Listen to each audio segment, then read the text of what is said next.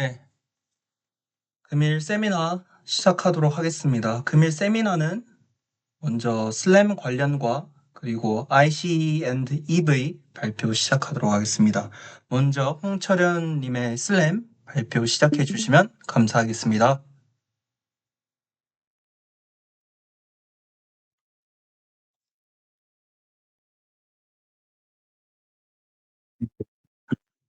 Senior major in mechatronics today. I will talk about the basic theory of SLAM.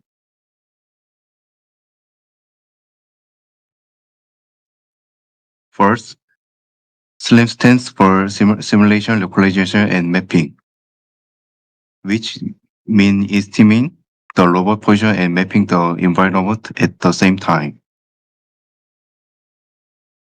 When the robot is at a certain location and landmark is given, the robot estimates its pose. A landmark is a distinctive feature that the robot used to estimate a location or create a map of the environment. Landmark help the robot localize its environment and correct its position.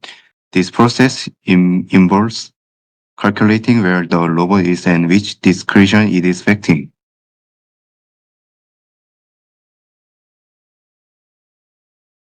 Next, when the robot pose is given, it estimates the landmark's location. This means calculate where the landmark is in given environment.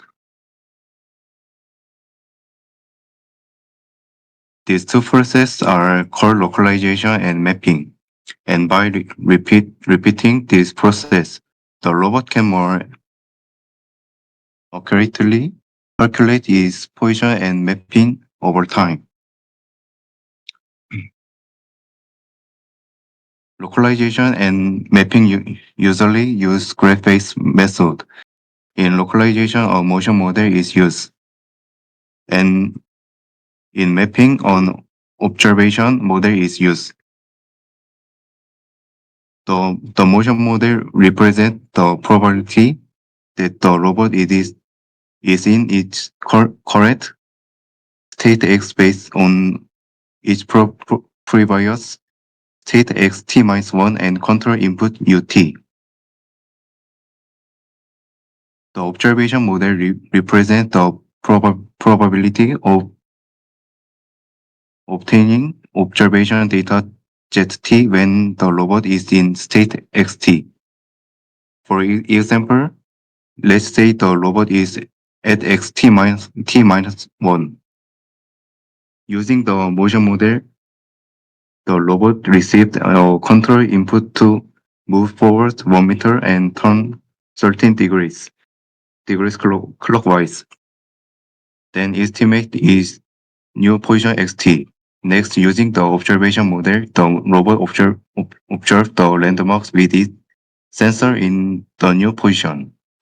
By comparing sensor data with the existing map, the robot correct its position and map to improve accuracy.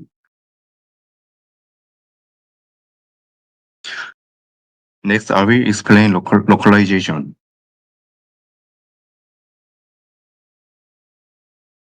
The diagram in the picture explains the overall process and context of robot localization.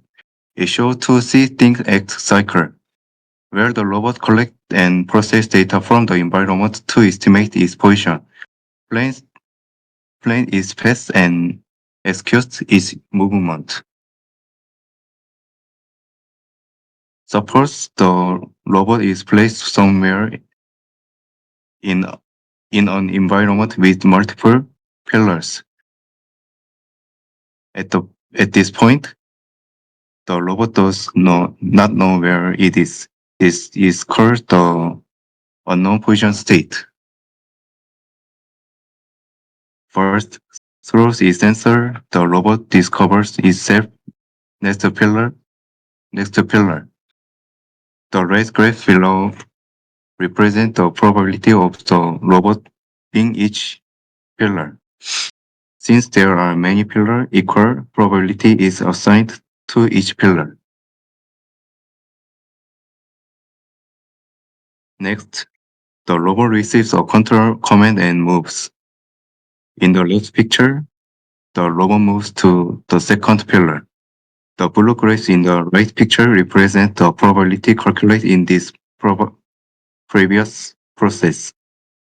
The spreading graphs indicate uncertainty and the error that occur when the robot moves.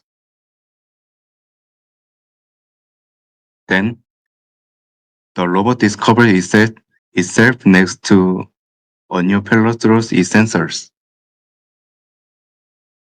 By combining the probability calculated in each process, the robot finally predicts which pillar it is next to.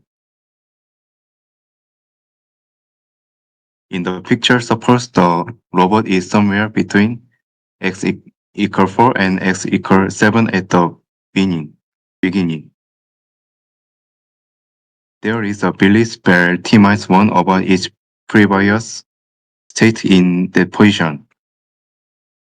After the robot moves a certain distance, x = 14 to x = 16, it calculates the probability Pu of being at the position.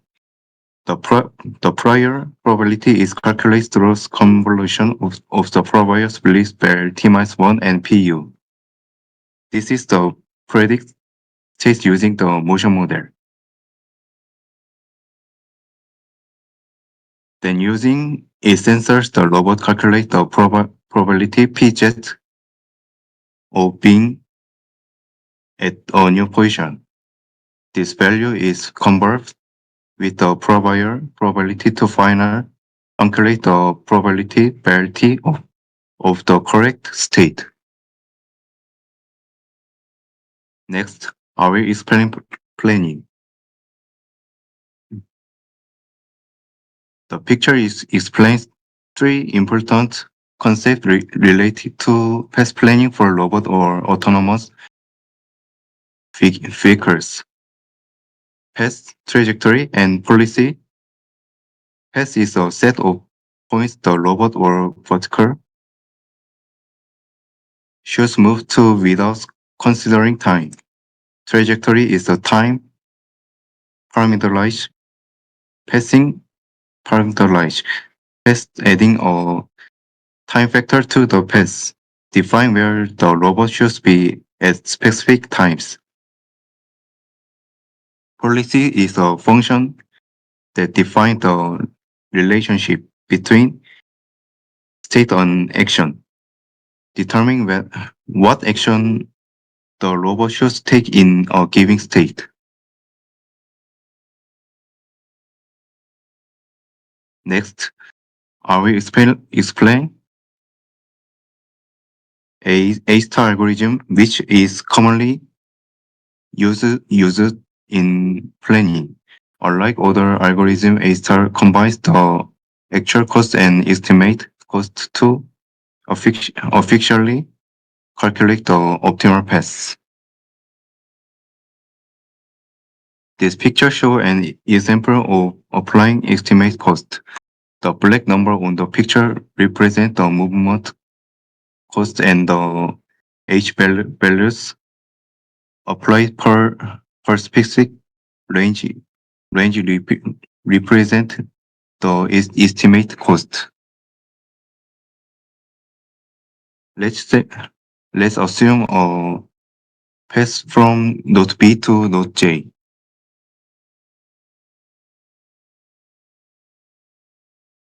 Starting from node B, the initial cost is 0.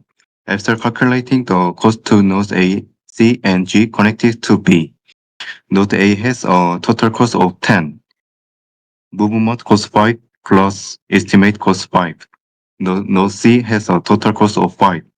Movement cost 2 plus estimate cost 3. And node G has a total cost of 8. Movement cost 3 and estimate cost 5. Comparing these costs, node C, node G, and node A. Node A are in ascending order of cost. The path is explored starting with the lowest cost C. For node A connected to C, the total cost is update to 9. B to C movement cost 2 plus C to A movement cost 2 plus estimate cost 5, which is lower than the previously calculated cost of 10. Node D connects to C has a total cost of 6. B to C movement cost 2 plus C to D movement cost 2 plus estimate cost 2. For node G connected to C, the total cost remains A since the previously calculated cost is lower. I connected to C has a total cost of 8. B to C movement cost 2 plus C to I movement cost 5 and estimate cost 1. Comparing the update cost nodes D, I, G, and A are in ascending order of cost. The path is then explored starting with the nodes with the lowest cost D. For node A connect to D, the total cost remain 9 since the previously calculated is the lower. Node I connect to D is updated to a total cost of 6. B to C movement cost 2 plus C to D movement cost 2 plus DI movement cost I cost 1 plus estimate cost 1. For node J connected to D, the total cost is 6. B to C movement cost 2 plus C to D movement cost 2 plus D to J movement cost 2.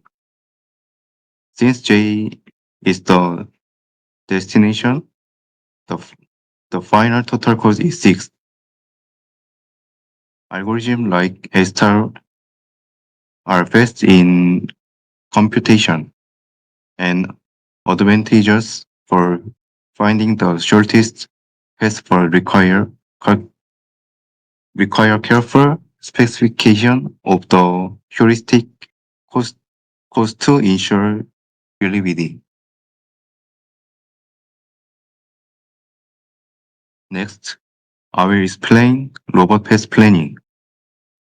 The picture shows the hierarchical structure of robot path planning. The robot first collects environmental information through sensor data and create a map based on this information. Using the created map, the global path and local path are determined. The global path is derived through algorithms like A-star, which are complex and less frequency updates. In contrast, the local path is frequency updated to respond to ambient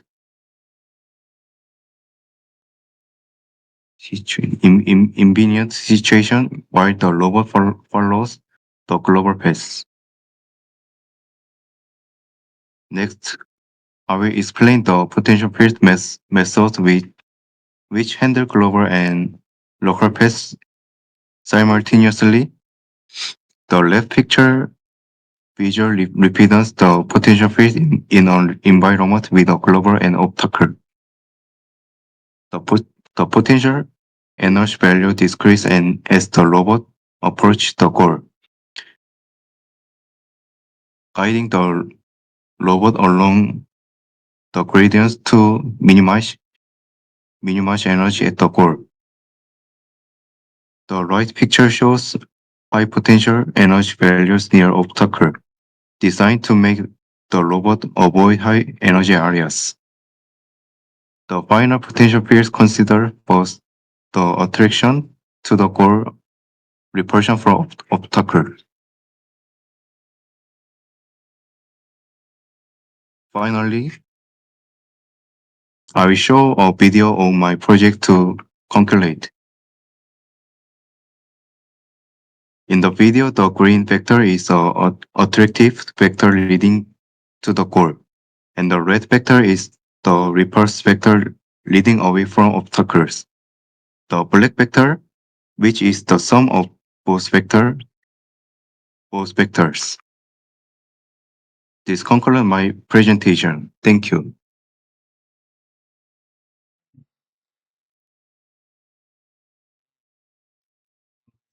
네. 첫 번째 발표 끝났고 질문해 주시면 감사하겠습니다. 저 그 2페이지, 3페이지, 그 3페이지, 4페이지 쪽에 이제 랜드마크 쪽에 궁금한 게 있는데요. 그 랜드마크는 설정하는데 만약에 랜드마크에 설정한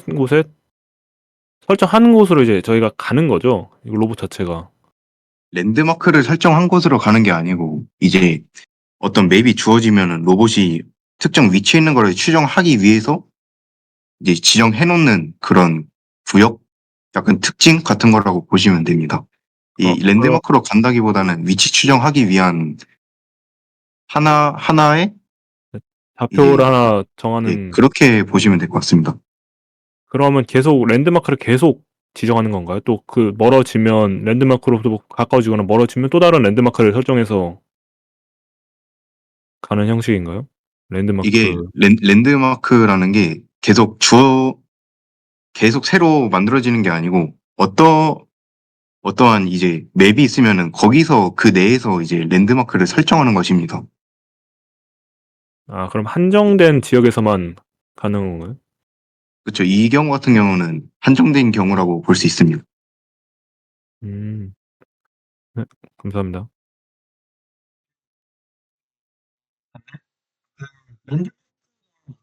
그러면 웨이포인트 사람이 그럼 지정한 좌표인 뭔가 웨이포인트 같은 느낌인가요? 아니면 로봇이 추정한 값이 랜드마크인가요? 다시 한번 질문해 주시겠어요? 랜드마크라는 거 자체가 결과적으로 좌표점 아닌가요? 맞나요? 음, 더 정확히 얘기하면 네. 좌표도 포함이죠. 좌표도 포함인데 네. 보통 이제 로봇에 카메라가 달려 있으면은 그 네. 카메라를 통해서 이제 예를 들면은 어떤 문 같은 게 랜드마크가 될 수도 있고, 뭐 표지판 아니면은 그 교차점 이런 거를 랜드마크로 할 수 있죠. 그래서 이거는 이미지가 될 수도 있고 좌표가 될 수도 있습니다. 사실은 그게 둘 다 연관이 되는 거죠. 랜드마크 자체 지정하는 걸 로봇이 자기가 판단을 하는 건가요? 아니면 사람이 뭐랄까 개입이 필요한 건가요? 뭔가 좌표점을 저희가 찍어주듯이 그런 식으로 저희가 랜드마크도 저희가 찍어주는 건가요? 그쵸? 찍어주기도 하는데 이게 로봇으로도 할 수 있습니다. 그러니까 이제 영상에서 피처 중요한 특징들을 잡으려고 피처를 뽑아낼 때 이럴 때는 로봇이 직접 뽑아낼 수 있는 거죠. 그 피처들이 이제 로봇이 움직이면은 카메라가 이동되면서 이제 화면 전환이 일어나잖아요. 이럴 때 그럼 그 피처들을 서로 이읍니다. 그런 식으로 로봇 스스로도 할 수는 있습니다. 근데 보통 이제 맵이 주어져서 네. 좌표를 지정한다거나 이런 방식도 사용하는 걸로 알고 있습니다.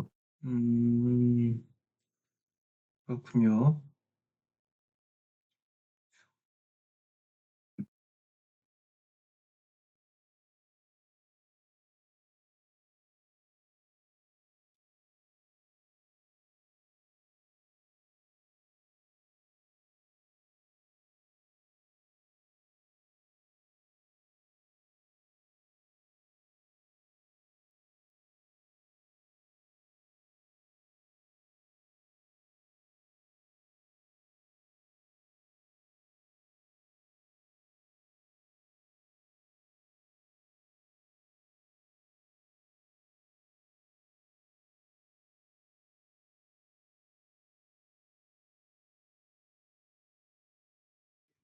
그러면 후속으로 기둥을 인식한다는 그 부분 있잖아요. 그 컨셉 부분에, 로컬라이제이션 컨셉 부분에.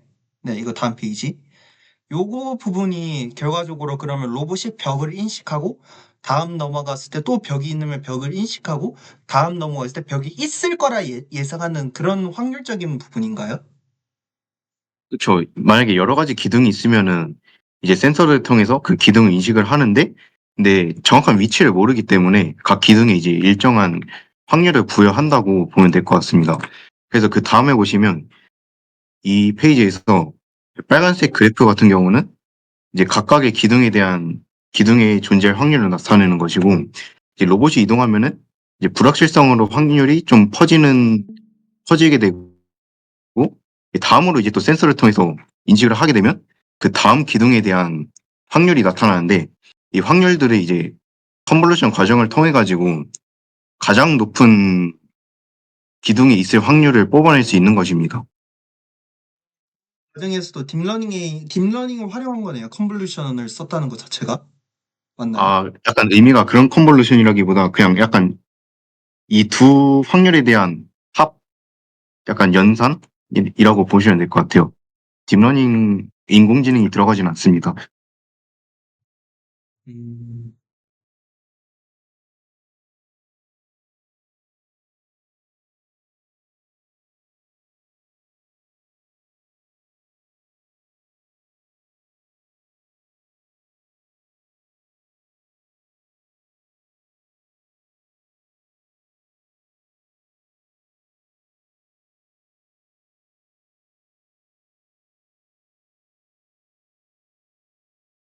그 16페이지에 플래닝 관련해서 노드 관련해서 이거 자체가 그 최소한의 비용의 코스트를 쓰는 노드를 사용해서 그 네, 거리를 사실상 거리가 메인인 건가요? 이 코스트 자체를 설정하는 게?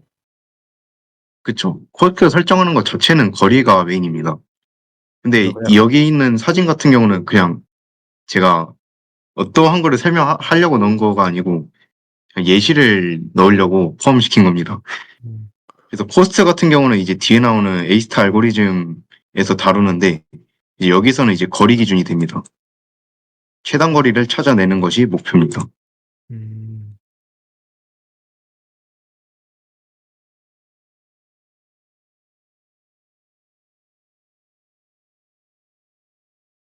저 질문해도 될까요? 예. 그 A스타 알고리즘 자체를 뭐랄까 발표하실 때 뭔가 좀 수학적으로 뭔가 설명을 상세하게 해주시려고 하신 것 같은데 뭔가 A스타 알고리즘 자체가 좀 저한테는 좀 개념이 좀 어려워서 그러는데 혹시 그럼 간략하게 어떤 식으로 구동되는지만 설명 가능할까요? 음. 자, 에이스타 같은 경우는 이제 기존의 이제 흠색 알고리즘 같은 경우는 그 간선에 그 가중치가 있잖아요. 그러니까 이동 비용. 여기서 이 화면에서는 GN이죠. 근데 이제 휴리스틱이 포함되는데 휴리스틱은 이제 추정치입니다. 현재 위치에서 목표 지점까지 어느 정도의 가중치를 추정해서 담아낼 건지. 그게 이제 HN인데 이거는 주어지는 게 아니고 입력자가 설정을 하는 것입니다. 조금 더 구체적으로 설명드리면 이 사진 같은 경우는 B에서 시작해서 J로 도착을 하는데 이제 범위가 나눠지는 것을 확인할 수 있습니다. 초록색, 노란색, 주황색, 빨간색으로 있는데 이 범위에 대해서 각각의 1과 2, 3, 5라는 가중치를 부여하게 됩니다. 근데 이제 여기서 이제 검정색 숫자로 표현되어 있는 거는 아까 앞서 설명드린 이거 GN을 나타내는 것이고 이제 우측에 있는 H는 HN을 나타내는 것입니다. 그래서 이 연산 과정 간단하게만 또 다시 설명드리면 그러면 여기 죄송합니다. 그 말 끊어서 그 예, H라는 그런 거는 거리를 뜻하는 느낌인가요? 거리 그런 거 상관없이 그냥 사람이 지정한 값이란 그냥 그런 식으로 생각하면 되는 건가요? H라는 그 값이 멀어질수록 숫자가 높아지잖아요. 그쵸. 그게 불 그럼 답니다. 거리와는 관련 없이 그냥 사람이 임의로 그냥 정한 숫자라고 생각하는 거죠? 휴리스틱 코스트. 거리도 들어가 있습니다. 거리도. 이게 제가 마지막에 설명드렸던 게 하나 있는데 거리가 왜 들어가냐면 여기에는 사진이 없긴 한데 이제 삼각형 같은 거를 생각해 보면 즉 세 개의 꼭지점이 있잖아요. 네. 그러면은 A라는 꼭지점에서 B로 이동하는 것보다 A를 통해서 C를 통하고 B로 가는 것이 더 길어야 되잖아요. 이런 거를 다 고려해야 돼서 거리가 들어가게 됩니다. 음, 네, 알겠습니다. 계속 설명해 주시면 감사하겠습니다. 네, 그래서 이거 여기 다시 설명드릴까요? 네. 그래서 여기서 보면은 이제 B에서 시작하니까 일단 코스트는 0이죠. 이제 우측에서 보면은 여기 5라고 적힌 5, 2, 3이 있는데 이거는 GN 그 지정돼 있는 값이고 이 파란색으로 돼 있는 숫자들은 이제 HN입니다. 이게 이제 휴리스틱 값인데 이 값을 더해서 총, 총 비용을 계산하는데 이때 이제 제일 낮은 순으로 왜냐하면 최단 경로를 탐색해야 하기 때문에 제일 낮은 순으로 나열을 합니다. 그게 이제 C, G, A가 되는 것이고 그리고 이제 C가 제일 낮으니까 C를 바탕으로 이제 새로운 탐색을 시작합니다. 그때 이제 숫자 2라는 거는 C에서 A로 가는 GN 값이고 이제 플러스 5 파란색 플러스 5는 그 휴리스틱 값 HN 값이 됩니다. 이것도 마찬가지로 근데 여기서 보면은 그럼 총 여기서 계산된 A의 비용은 9이고 이전에서 봤을 때는 10입니다. 근데 이때는 9가 더 작은 값이기 때문에 10을 버리고 9 값을 저장합니다. 그래서 우측의 사진에 보면은 이 상단에 있는 A가 사라진 것을 확인할 수 있습니다. 그래서 이어서 하면은 이제 그 다음으로 C랑 연결된 노드 D가 있는데 이 같은 경우에는 이제 여기도 마찬가지로 검정색 숫자가 GN 주어진 값이고 여기 있는 파란색 글자가 휴리스틱 값으로 이제 합산을 하면은 총 비용은 6이 되는 거죠. 왜냐하면 B에서 C로 가는 코스트가 2이고 C에서 D로 가는 코스트가 2. 그러니까 GN은 총 4가 되는 거고 이제 플러스 2 휴리스틱 값이 2가 되니까 총 코스트는 6이 되는 거죠. 이거를 쭉 연산을 하면은 이제 23페이지 우측에 보면은 아까랑 마찬가지로 가장 낮은 코스트부터 나열을 합니다. 그러니까 C랑 연결된 것 중에서 가장 낮은 코스트들. 그렇게 나열을 하면 DIGA가 되는 것이죠. 그러면 이제 또 여기서 D가 가장 작은 그 비용을 가지니까 이제 B를 기준으로 또 탐색을 시작을 합니다. 또 마찬가지로 계속 이 과정이 반복인데 이제 여기서도 뭐 A가 또 새로 업데이트가 되고 여기서는 12 값이 되니까 12는 더 멀기 때문에 이 상단에 있는 이 A 값을 살려주고 D랑 연결된 나머지 노드들을 계산을 해서 또 이제 연결을 하는 거죠. 최종적으로 저희는 J까지 가야 되는 거니까 연산이 여기서 다 끝나게 되는데 이제 결국에는 크기 순으로 나열을 했을 때 이제 D, C, D, J로 가는 경로가 제일 짧다. 코스트 6으로 제일 작은 비용을 갖는 경로를 찾을 수 있는 것입니다. 그래서 네, 이제 이렇게 우측 사진같이 경로가 지정되는 것을 확인할 수 있습니다. 이렇게 해서 이제 A-스타 알고리즘은 최단 경로를 찾는 알고리즘이다라고 보시면 될 것 같습니다. 그럼 이 과정을 진행하면 연산 과정이 다른 그 패스 플래닝 중에서 좀 연산 과정이 좀 많을 것 같은데 혹시 그런가요? 아니면 오히려 연산 과정이 더 적나요? 적죠. 훨씬 적죠. 예를 들면 깊이 탐색 같은 거를 생각을 해볼게요. 네. 깊이 탐색 같은 경우는 만약에 이 상태에서 지금 우측 사진 상태에서 A에 연결된 거를 깊이를 쭉 연결되는 밑에 쭉 탐색을 하고 또 연결된 걸 탐색을 하고 이렇게 찾아가는데 이거는 이제 그 휴리스틱 값으로 그냥 한 휴리스틱 값으로 이제 그 탐색 과정을 제거를 할 수 있는 거죠. 제거라기보다는 다른 방식으로 탐색을 하는 거죠.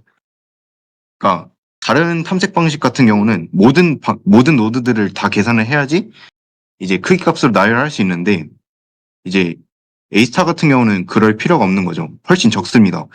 그래서 그 지난번에 제가 그때 발표는 듣지 못했는데 준영님이 그 링크 해가지고 A스타 알고리즘 보여주는 시뮬레이션 하셨다고 했잖아요. 혹시 맞나요? 링크 넣어놓긴 했었지만 그거에 대한 설명은 없었습니다. 네. 그때 혹시 A스타를 보여주셨나요? A스타가 혹시 빠르다는 거를 확인했었었나요? 네, 다른 알고리즘 같은 경우는 이제 점이 있으면 주위로 분포하듯이 퍼졌지만 A 스타 알고리즘이 이제 직선적으로 가더라고요. 잠시만요. 제가 그 그거를 한번 다시 보여드릴게요. 잠시만요.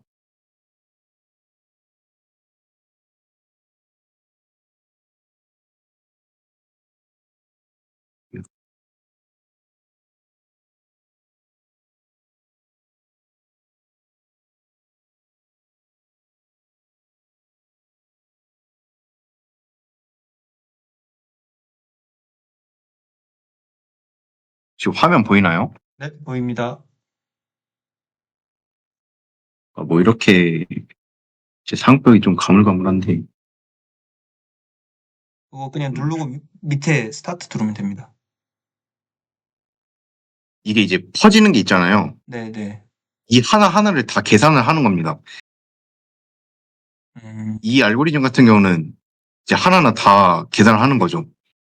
근데 이제 A스타가 있는데 A스타 같은 경우를 보면은 이제 굉장히 빠르죠. 이제 아까 같은 경우는 이 영역이 넓어지는 게 측으로도 가잖아요. 이거는 이제 모든 경로를 하나하나 다 탐색하기 때문에 이게 쓸데없는 연산이 많아지는 거예요. 근데 이제 A스타 같은 경우는 네. 점점 퍼지다가 네. 이제 여기서 이제 갑자기 확 꺾이면서 목표 지점까지 도달하는 거. 이제 연산이 더 훨씬 줄어드는 거죠. 이 좌측에 대한 연산을 애초에 할 이유가 없어지는 거죠. 연산 과정에서. 왜냐하면 최단 경로를 계속 생각을 하면서 업데이트를 해주기 때문에 이제 연산이 훨씬 적어지게 되는 것입니다. 그러면 갑자기 X 누르지 마세요. 저기서 지금 초록색 점도 지금 저희가 위치를 조정할 수 있나요? 어떤 거요? 지금 여기 초록색 이거요? 네. 그거 할 혹시 수 그러면 있는 것 같은데요. 그 빨간색 우측으로 한번 더 보여주실 수 있을까요? 우측 그냥 그 좌측 말고 우측으로요. 그냥 아예. 네, 여기요? 그거 한번 더 보시고 사이에 벽 한번 그으신 다음에 한번 패스 플래닝 한번 A샵 알고리즘 돌려줄 수 있을까요? 벽에 저렇게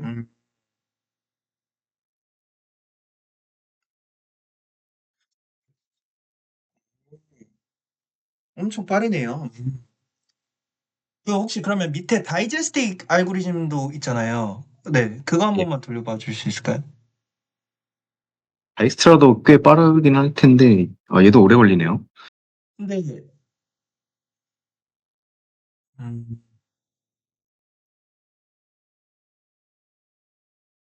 어, 음, 굉장히 영역이 넓어지는 걸 확인할 수 있습니다. 지금 봤을 때는 A스타 알고리즘을 뭔가 제일 지금 빠른데 다른 알고리즘을 뭐 굳이 사용할 필요가 있나요? 뭔가 그럴 이유가 있나? 있죠. 왜냐하면 되게 까다로워요. 근데 보통은 A스타를 많이 쓰긴 합니다. 그냥 대부분 다 A스타를 쓰긴 해요. 근데 그 이제 휴리스틱 값, 그러니까 만약에 주어진 맵 같은 게 되게 복잡하면은 이 값들을 지정하기가 되게 까다로워집니다. 이제 이런 경우를 제외하고는 대부분 다 A스타를 많이 사용하죠. 그래서 다른 알고리즘 같은 경우는 뭐 깊이, 너비 탐색 이런 거는 진짜 사용을 안 합니다. 너무 느리기 때문에 A스타를 많이 사용합니다. A스타 알고리즘에 뭔가 이런 적용시키는 게 뭐 다양할 거 아니에요. 자율주행 같은 경우도 막 그런 식으로 이제 최적의 이제 경로를 빨리 찾아서 가기 위한 거잖아요. 그럼 그런 네. 거를 이런 알고리즘들을 적용시키려면 혹시 어떻게 하는지 혹시 아시나요? 알고리즘 적용은 그것까지는 잘 모르겠습니다. 음, 네, 적용까지는 해본 적이 없어서 그래도 한다면은 음, 이제 맵이 주어지면은 각각의 노드들이 있잖아요. 이제 이동을 할 수 있는 이동 경로를 지정할 수 있는 노드들이 있으면 아마 그냥 그 노드들의 거리를 약간 거리를 계산해서 지정할 수 있을 것 같다는 생각은 들긴 합니다. 그러면 근데 만약에 이거는 정확하지가 않아서 어, 저도 근데 좀 확실하게 네, 아이디어를 좀 받아가네요. 그러면 만약에 지도 매핑을 한 다음에 모든 점에 대한 예를 들어서 아까 철현님께서 말씀하셨던 모든 점에 대해서 이제 웨이포인트라는 점을 찍은 다음에 내비게이션 만약에 본체에서 이제 AMC를 해가지고 본체의 위치를 파악한 다음에 이제 이닛 포인트로 시작해서 자기 위치를 파악해서 자기 위치를 점을 찍고 웨이포인트 각각에 대한 좌표들을 이제 하나의 노드라고 생각한 다음에 그거를 이제 A샵 알고리즘 적용시키면 그게 적용시키는 느낌이 되겠네요. 어차피 좌표점을 아는 것 자체가 이제 노드가 되는 거니까 혹시 그렇게 생각해도 될까요? 근데 약간 또 재밌는 게, 이 맵이 안 주어져도 쓸 수는 있습니다, 사실은. 이게, 근데 말씀하신 게 맞습니다. 그 좌표들이 있으면은 그 노드들을 이제 A스타 알고리즘을 써서 경로를 찾는 거가 맞습니다. 근데 아, 아까 제가 또 그냥 오, 번외로 아까 말씀드린 거는 이제 슬램에서도 풀 슬램이라는 것과 온라인 슬램이라는 것이 있습니다. 네, 근데 풀 슬램 같은 경우는 맵이 주어지는 겁니다. 맵이 이제 매핑을 이미 된 상태에서 네. 그 맵을 바탕으로 하는 건데, 이제 온라인 슬램은 실시간으로 계속 맵을 구성을 하면서 경로를 탐색하는 그런 슬램인데, 그 이제 슬램 그런 명 것 혹시 같은 한 번만 경우는 더 여쭤봐도 될까요? 무슨 슬램이라고요? 그 풀 슬램, 풀 슬램이요? 풀 슬램, 온라인 슬램. 온라인 슬램. 온라인 슬램이 이제 계속 실시간으로 맵을 만드는 거, 만들면서 경로를 탐색을 하고 위치 추정까지 다 하는 슬램입니다. 그럼 온라인 슬램 같은 경우는 이제 외부 배달 로봇 같은 경우 사용하나요? 왜냐면 변수가 많으니까. 실시간이라고 하시길래. 그쵸? 아, 근데 제 생각에는 저도 이거는 그 만드는 데서 뭐 어떤 어떻게 하는지는 잘 모르겠는데 아마 그렇게 하지 않을까 싶습니다. 근데 사실은 그 배달롭 같은 경우는 또 범위가 넓지가 않아요. 그 이동 범위, 활동 범위, 약간 이런 게 넓지가 않아서 맵을 따서 격자 형식으로 이제 나타내서 노드들을 이제 설정을 하는 방법도 있긴 있습니다. 그래서 둘 중에 어떤 거를 사용하셔도 가능하지 않을까라는 생각을 합니다.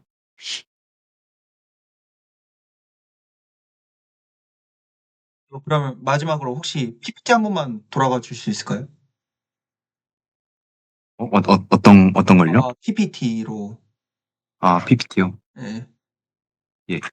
마지막 그 프로젝트 했던 영상 한 번만 보여줄 수 있을까요? 아, 이거요? 네.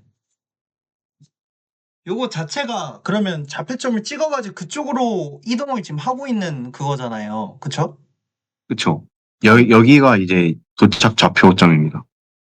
이 초록색 원. 도착점이에요? 예. 이거 뭐 그냥 궁금한 건데 좌측 초록색은 뭐 아무 상관없는 거죠, 그냥. 아, 예, 이거는 그냥 그 오브젝트입니다. 아, 장애물. 아니, 여기 맵에 떠 있습니다. 아니, 이거 원래 이런 주행 같은 걸 하면 결과적으로 패스 플래닝 같은 경우로 이제 경로가 그려져야 되는데 경로가 안 그려져 있길래 요거는 그러면 그냥 오로지 인력 벡터 막 그것만 활용해가지고 주행을 한 건가 예, 싶은데 예, 혹시 맞습니다. 아, 지금 이거는 벡터 형식으로만 구현이 되어 있습니다. 방식으로 사실, 예, 이게 이제 초록색 벡터가 이 목표 지점, 도착 지점까지 끌어당기는 벡터고, 네. 이 빨간 벡터가 장애물에서 멀어지려고 밀어내는 청력 벡터. 이 두 벡터의 합이 검정색 벡터고, 이게 이제 로봇이 실제로 이동하게 되는 주행 방향입니다. 요거랑 이랑 그 결과적으로 이게 청력 벡터, 인력 벡터 자체가 빨간색으로 멀어지게 하는 것과 초록색에 가까워지게 하려고 하는 걸로 자율주행을 지금 한 거잖아요. 혹시 맞나요? 예, 예, 그러면 맞습니다. 요거 부분이랑 패스 플랜이랑 같이 겹쳐서 사용할 수가 있나요? 이게 패스플레잉입니다. 하나의 방법입니다, 이게. 아, 하나의 방법이다. 아, 잠시만요. 어, 그쵸. 아, 뭔가 조금 애매하긴 한데, 이것도 방법이 되긴 하죠. 통역이 된다. 일단 네, 알겠습니다. 네, 이것으로 전 질문 마치도록 하겠습니다. 다른 분 질문하실 분 해주시면 감사하겠습니다.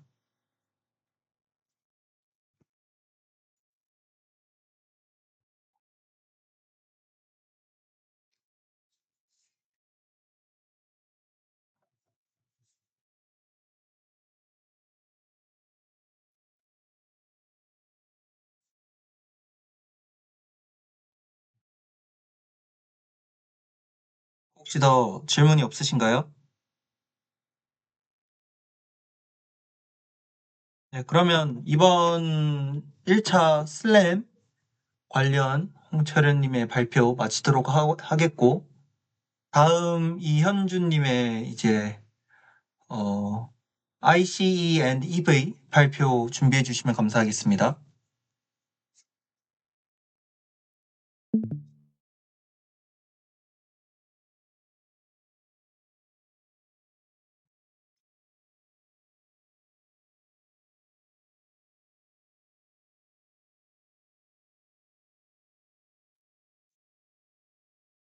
잘 보이시나요? 네, 잘 보입니다.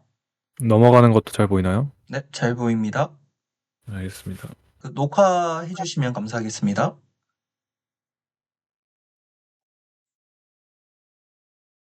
감사합니다. Hello, my name is Ryeon Jun and I am a junior in mechanical design engineering. Nice to meet you all. Today, I would like to briefly discuss internal combustion in engines and electric vehicle. The topics will be covered in the following order: internal combustion engine, example of a IC vehicle, electronic vehicle. Last is an example of EV. First, let's talk about internal combustion engines. An internal combustion engine converts thermal energy into mechanical energy. It operates by utilizing high temperature and high pressure gas generated during combustion to move a piston, which then generates mechanical engine energy through a crankshaft. Next is one of the types of internal combustion engine, the gasoline engine. Gasoline engines are classified into 4-stroke engines and 2-stroke engines. Just like previously mentioned, when fuel ignites in the combustion chamber, pressure is generated which pushes the piston, creating a reciprocating motion.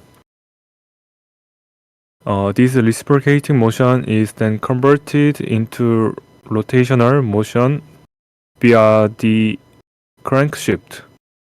4-stroke engines operate into 4-stage: intake, compression, combustion, exhaust. 2-stroke engines operate in 2 stages: intake and compression, combustion and exhaust. 4-stroke engines have advantages such as better fuel efficiency, power output, and durability, but have a more complex structure. 2-stroke engines have lower efficiency and power output, but are simpler in structure. Next is one of the types of internal combustion engines, the diesel engine. Diesel engine is an internal combustion engine that uses a compression ignition system, where fuel is compressed along with air, and the resulting high temperature causes self-ignition. Since it does not require a spark plug, it has higher fuel efficiency and is primarily used in large vehicles and ships. Similarly, diesel engines are also classified into 4-stroke engines, 2-stroke engines type. But since their operating principles are the same as previously explained, I'll move on to next topic. Now let's look at example of a population IC vehicle in South Korea. On the left, we have a gasoline-powered car, Hyundai Sonata. On the right, we have a diesel-powered car, Kia Sorento. These models have been selected as representative popular vehicles in South Korea. Now let's move on to electric vehicle. An electric vehicle converts electrical energy into mechanical energy. Unlike internal combustion engine vehicle, EV do not use fuel and rely entirely on electronic motors for power. One type of electric vehicle is the battery electric vehicle. It is 100% powered by battery electricity, meaning it has no internal combustion engine and operates solely with an electronic motor. The battery must be charged at a charging station. This vehicle produces zero emission, making it highly environmentally friendly. Additionally, it has lower fuel costs and requires less maintenance compared to internal combustion engine vehicle. One type of electric vehicle is the hybrid electric vehicle. It combines an internal combustion engine and an electronic motor, where the electronic motor assists in improving fuel efficiency. No external charging is required as the battery is charged while driving through the engine or regenerative braking. This vehicle consumes less fuel and emits fewer emissions compared to conventional internal combustion engine vehicles. One type of electric vehicle is the plug-in hybrid electric vehicle. It combines an internal combustion engine and an electronic motor, along with an external charging plug. This vehicle can drive a certain distance in pure electronic mode, and once the battery is depleted, it switches to the internal combustion engine. For short distance driving, it consumes very little fuel and it has a larger battery capacity than a hybrid electronic vehicle. Additionally, its charging method is the same as that of a fully electric vehicle. One type of electric vehicle is the hydrogen fuel cell electric vehicle. It uses the hydrogen fuel cell to generate electricity, which powers the electric motor. This vehicle produces no exhaust emissions and the only byproduct is water. Compared to battery electric vehicles, it offers faster refueling time and a larger driving range. Next are the battery electric vehicle and hybrid electric vehicle. On the left, we have a battery electric vehicle, the Tesla Model S. On the right, we have a hybrid electric vehicle, the Toyota Prius. Finally, here are the plug-in hybrid electric vehicle and hydrogen fuel cell electric vehicle. On the left, we have a plug-in hybrid electric vehicle, the Kia Niro. On the right, we have a hydrogen fuel cell electric vehicle, the Hyundai Nexo. Thank you for listening. If you have any question, please feel to ask. 네, 질문해 주시면 감사하겠습니다.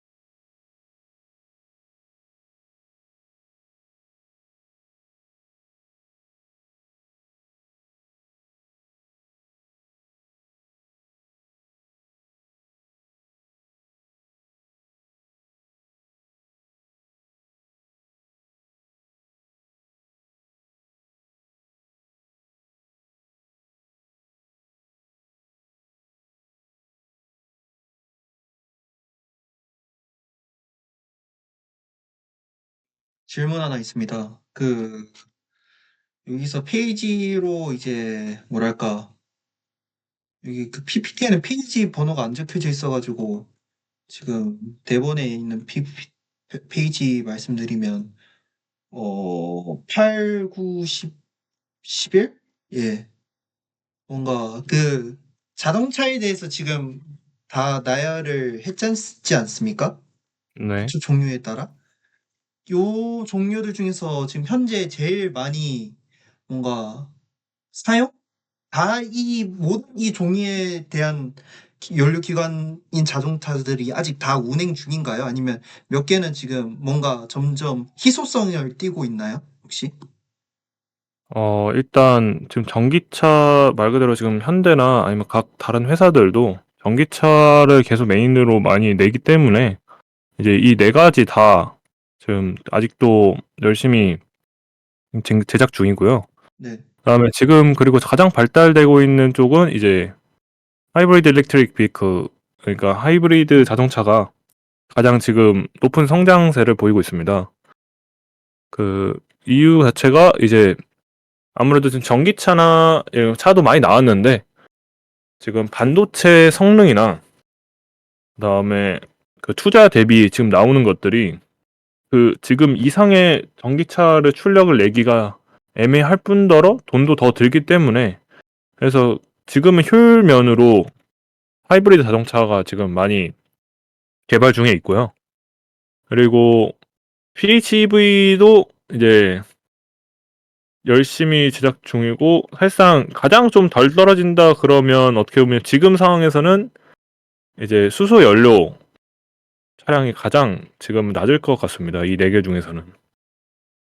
그 이유가 혹시 그냥 일단 일단 환경 측에서 만들긴 했는데, 일단 기본적으로 이거 자체가 수소 연료를 이용해서 이제 그 수소를 그 안에서 전기를 생산한 걸로 이제 돌리는 건데, 근데 이게 수소차는 괜찮은데 이게 충전을 해줘야 되는데 그 충전소에 가는 전체적인 그 에너지 양을 봤을 때 일단 기본적으로 그 수소를 고압인 상태에서 적정 온도를 유지하고 그러한 이제 트럭으로 이동을 시켜서 해야 되는데, 일단 그 운송비가 일단 높을 뿐, 그 다른 전기나 가스에 비해 높을 뿐더러 아직까지 상대적으로 많은 충전소가 있지 않기 때문에 사실상 그렇게 성장세 높지 않다고 생각하고, 대신에 만약에 이제 그 의미가 있는 곳이 있다면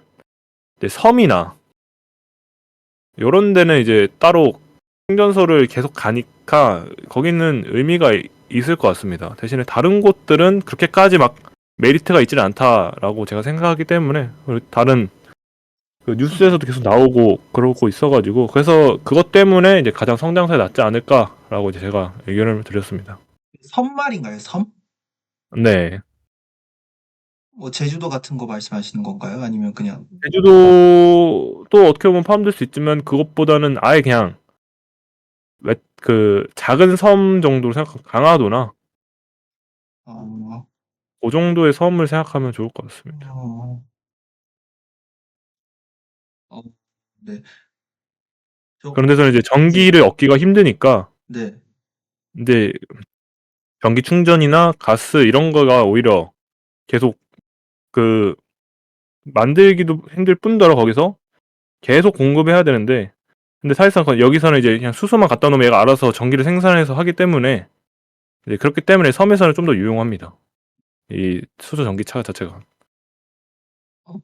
감사합니다. 저 그리고 하나 더 뭔가 자동차에 대해서 제가 알기로는 좀 많이 알고 있으신 걸로 제가 알고 있는데 그 이스톡 사이클 엔진이랑 폴스톡 사이클 엔진 부분 있잖아요. 저기 네. 이제 이스톡 사이클 엔진에서 이제 발전돼가지고 폴스톡 사이클 엔진 들어가면서 이제 뭔가 두 개에 대한 이제 장단점이 있잖아요. 그쵸?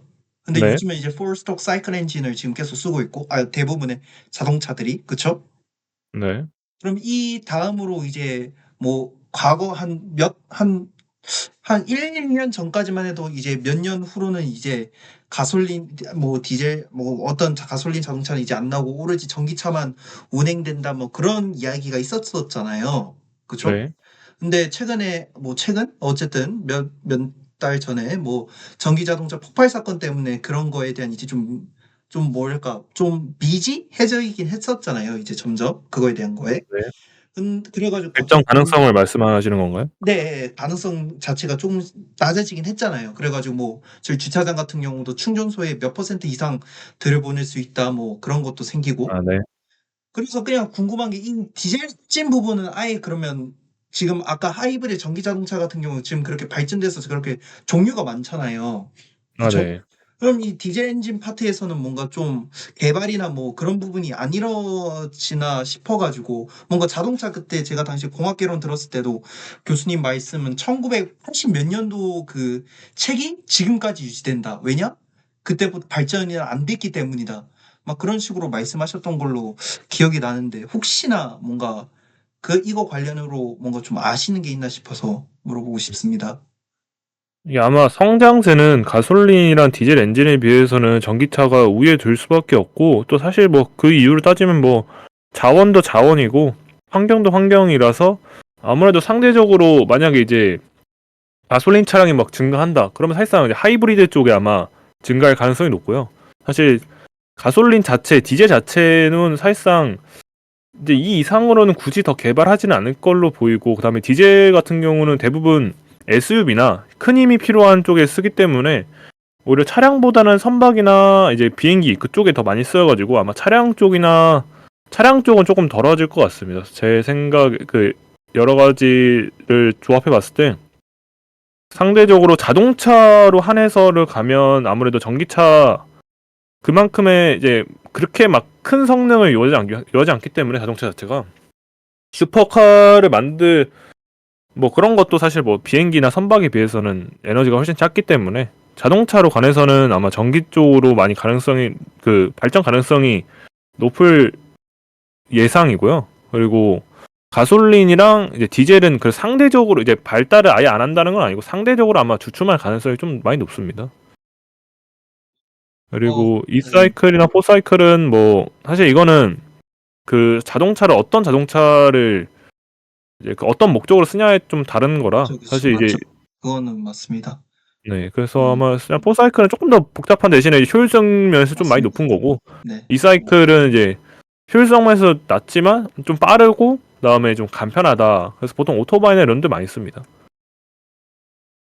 음, 아마 상대적으로는 막 개발이 된다. 막 뉴스에서 막 개발이 되고 뭐 한다 하면 아마 대부분 전기차일 가능성이 높고요. 그리고 그때 사고를 났다 하더라도 사실상 아마 그 개발을 멈추지는 오히려 이제 그거를 막을 거를 이제 개발을 하든가 그러고 멈추진 않고 그렇기 때문에 이제 오히려 하이브리드 쪽이 더 곽강받는 것도 없잖아 있습니다.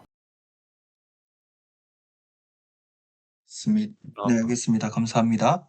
그래서 아마 소자 쪽이나 반도체가 지금 좋은 이제 새로운 소자를 발견하든가 아니면 새로운 반도체를 발견하든가 아니면 그 회로를 효율화시키는 거를 기술을 발달하지 않는 이상은 아마 하이브리드가 올라갈 가능성이 높고 만약 그런 게 발달한다 그러면 바로 이제 전기차로 올라갈 가능성이 매우 높습니다. 어, 음, 어,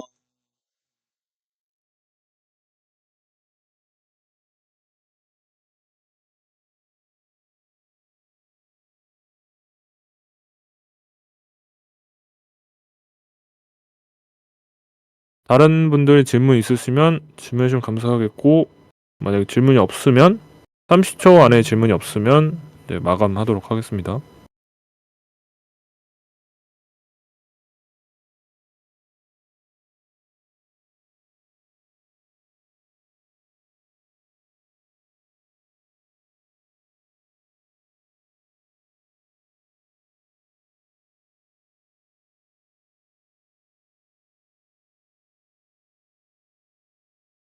네, 더 이상 질문이 없는 것 같아서 이제 제 발표 질문은 이제 여기까지 끝내도록 하겠습니다. 감사합니다. 알겠습니다.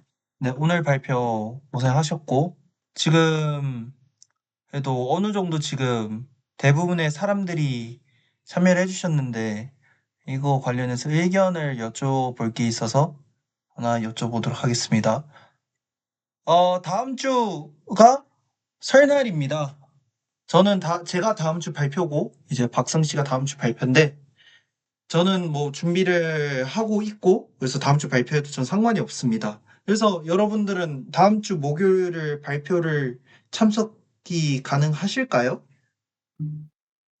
일단 현주님은 제가 들었고 네.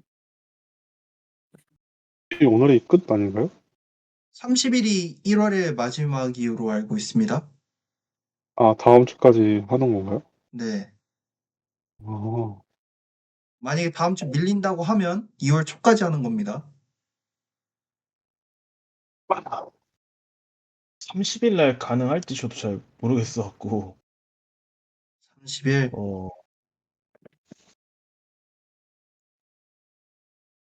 나머지 두 분도 얘기해 주시면 감사하겠습니다. 목소리 안. 이거는 네네. 가능은 할 것 같습니다. 가능이요? 네, 알겠습니다. 민우 씨 가능할까요?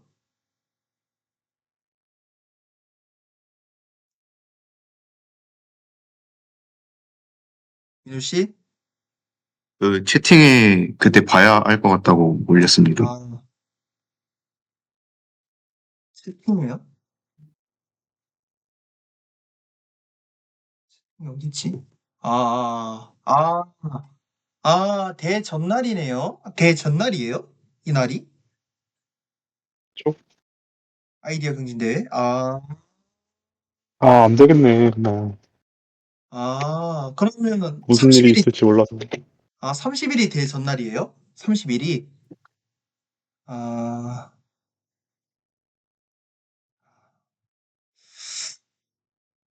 음, 어, 일단, 네, 알겠습니다. 그러면 그 부분은 제가 생각을 하겠고, 그러면 6월 6일,